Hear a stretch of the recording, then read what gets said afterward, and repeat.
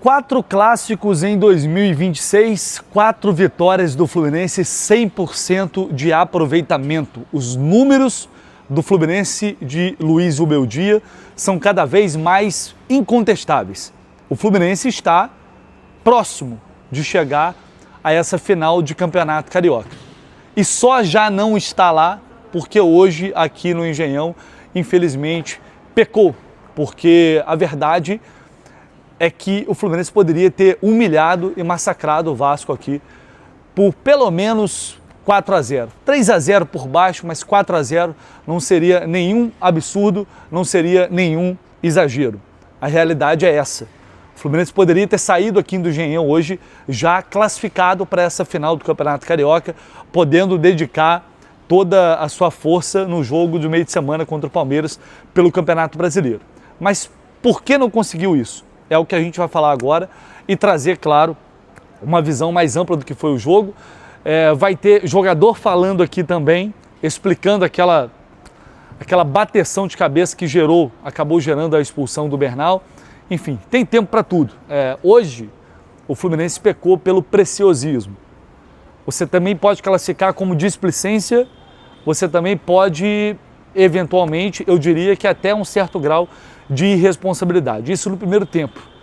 Lessa, mas ganhou, sim, ganhou, claro que ganhou. Mas a sensação que dá é que a gente deixou escapar hoje uma grande oportunidade de uma goleada. E golear o rival é sempre muito bom, tem outro sabor. O Fluminense faz 1-0 em mais uma jogada de bola ensaiada. Como esse time tem um repertório vasto de jogadas ensaiadas e o Rubeldia vem aprimorando cada vez mais isso.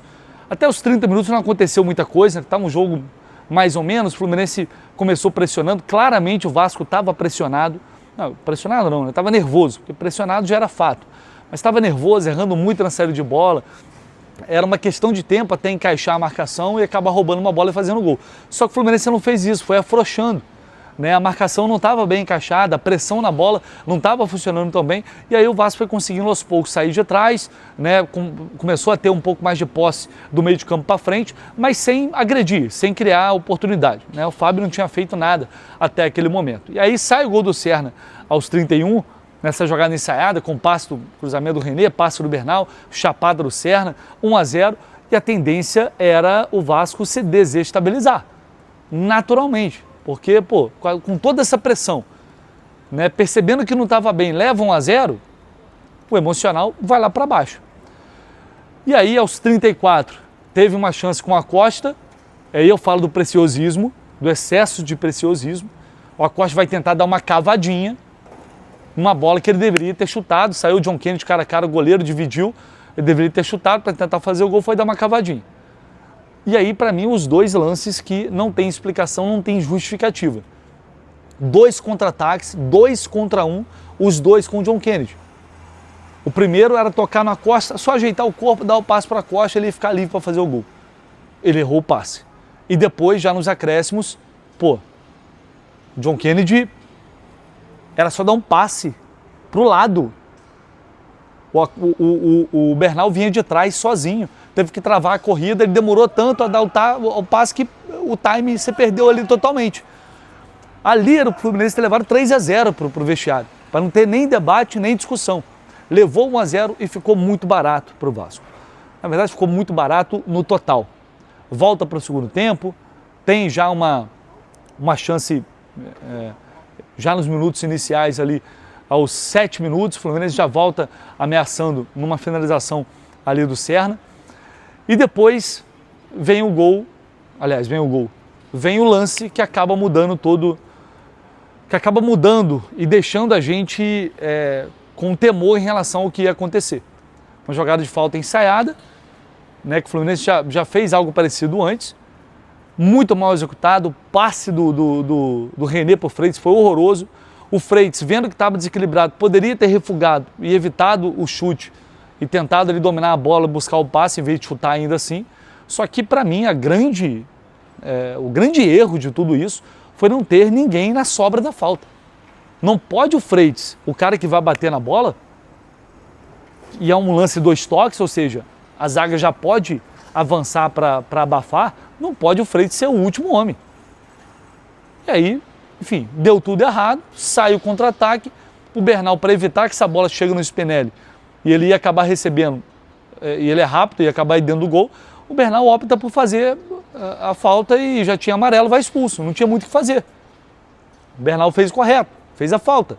Aí a partir dali é o que a gente fala, cara, muitos gols desperdiçados, displicência, né, uma certa, esse preciosismo, ele pode, em jogos assim, clássicos, tem que ser levados a sério o tempo todo. Não dá para você relaxar, não dá para achar que vai sair gol toda hora. Eu acho que tivemos uma grande lição ano passado, né, na Copa do Brasil, quando o Fluminense também era melhor e acabou eliminado. E aí bate aquele temor, né, o time teve que se reorganizar, o Nonato entrou, ele tirou a Costa, aos poucos foi mexendo no time, e aí criou toda aquela situação de, pô, os caras vão vir com tudo para pressionar e pode sair um empate, um jogo que estava na mão do Fluminense. Só que, por sorte nossa também, a gente estava enfrentando um time inapto, né? O Diniz começou a mexer, colocou o Adson, colocou o Inestrosa, botou o time todo para frente. E eu tinha acabado de falar, cara, se o Fluminense sair dessa pressão, vai dentro do gol. Não deu outra. Falei isso, teve o contra-ataque, 2 belos passes do Martinelli e do Acosta. O John Kennedy aí sim até finalizou bem, mas a bola acabou indo para fora. Foi a chance que teve o Fluminense até aquele momento. O Vasco se limitou apenas a ter a bola, roda para cá, roda para lá, roda para cá, roda para lá, bola cruzada na área, a zaga tira e volta, a zaga tira de novo. E a verdade é que o Fluminense se defendeu com tranquilidade. E por que se defendeu com tranquilidade? Aí entra mais uma vez, que é mais uma lição que a gente tira desse jogo, entra mais uma vez a qualidade do trabalho do Zubeldia. Porque mesmo perdendo o jogador, e já tinha acontecido isso no outro clássico, mesmo perdendo o jogador, ficando com o jogador a menos, o Fluminense não se desorganiza. O Fluminense não perde a sua estrutura. Ele consegue ser ainda combativo e se defender. É um time que às vezes tem seus momentos ali de erros bobos, que é normal porque a gente não tem um time de craques, mas é uma estrutura, é uma equipe que sabe o que faz em campo e por isso geralmente não se apavora. Isso para mim é consequência do trabalho. Né? E hoje mais uma vez se provou que o Vasco não tinha o que fazer, só rodava a bola e não arrumava nada. E no final ainda teve o lance com o Arana ali dentro da área, o Arana poderia ter feito também o segundo gol e deixado a situação ainda mais tranquila. Eu acho que também é um jogo que dá pra gente entender que o Fluminense segue precisando muito desse camisa 9. Se tivesse um jogador definidor hoje, era jogo para goleada, era jogo para esse cara pegar e meter 2, 3 gols. A realidade é essa, e ela não pode ser omitida.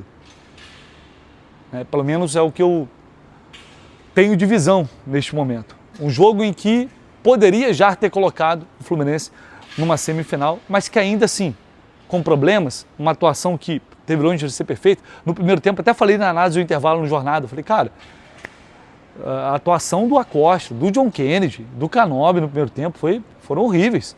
E ainda assim, o Fluminense foi para o intervalo vencendo o jogo. Isso mostra a força que o coletivo tem de se organizar, segurar e, do jeito que dá, conseguir o seu resultado, mesmo desperdiçando muita chance.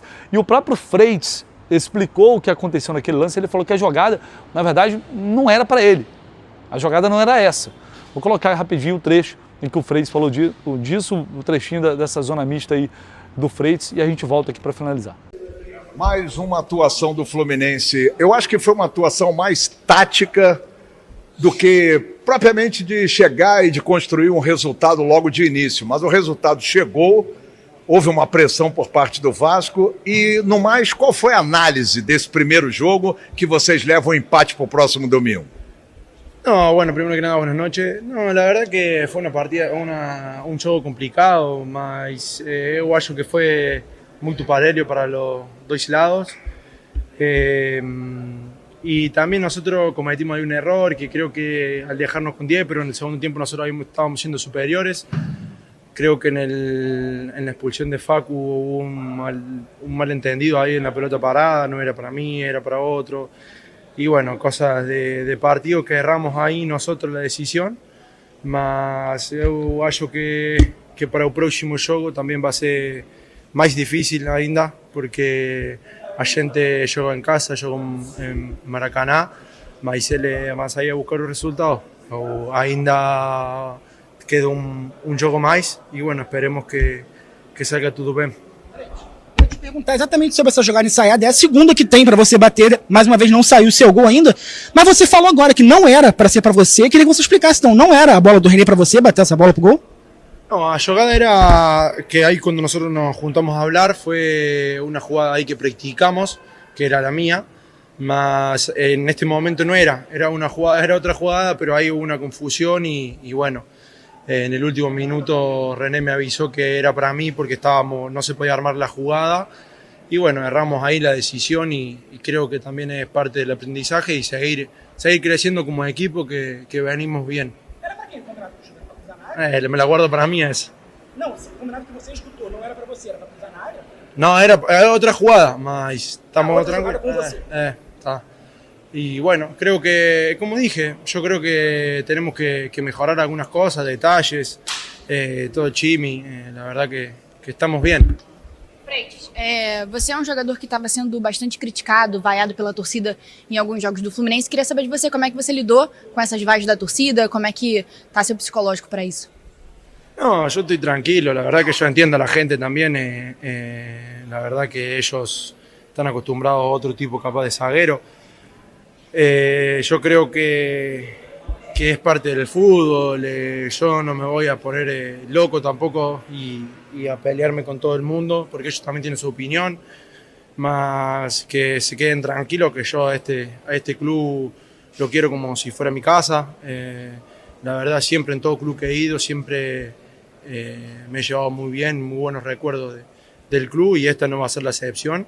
Yo creo que con el tiempo vamos a limar nuestras perezas y vamos a seguir juntos por Fluminense y el bien de la historia de Fluminense. Queria que você falasse pouquinho sobre os 9 jogos de invencibilidade do Fluminense. Mais uma vitória, um excelente início de temporada. No, bueno, es como vos lo decís, esos son números que por ahí ustedes van mirando.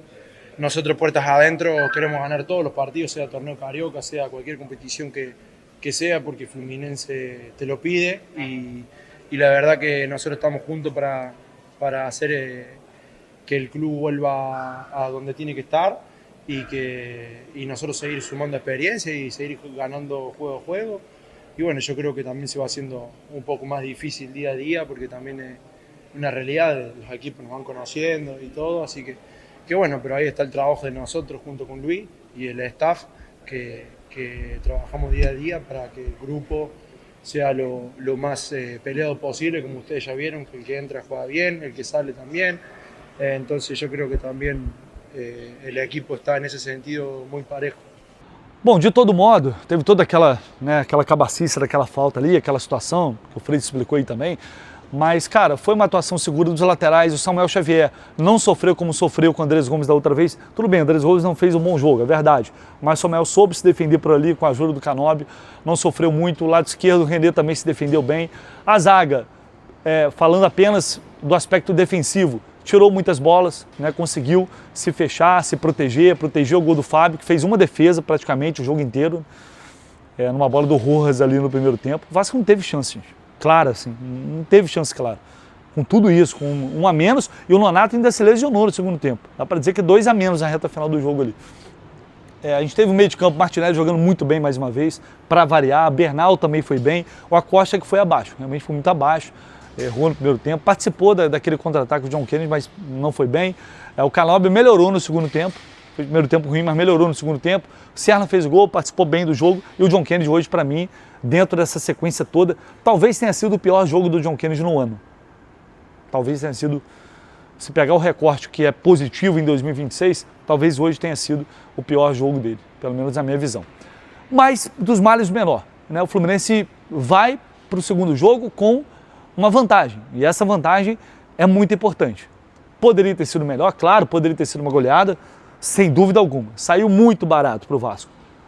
E o Fluminense provocou também, por tabela, a demissão de Fernando Diniz. Ainda no vestiário, Pedrinho anunciou, Fernando Diniz está demitido. Quis o destino que, pelas mãos do Fluminense, o Fernando Diniz fosse demitido.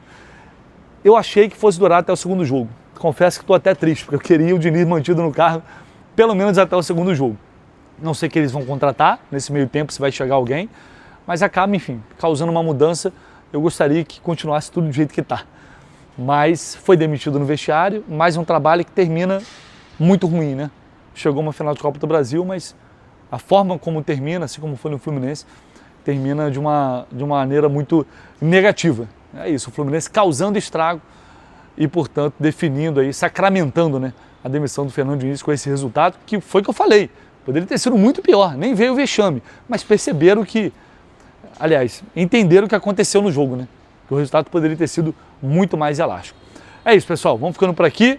Deixe aí seu like, se não, se inscreva aqui no canal e fique atento que a gente vai voltar em breve com muito mais informação. Camisa 9 do Fluminense pode vir aí, a gente vai trazer mais novidades aqui no canal do Leste. Tamo junto, valeu!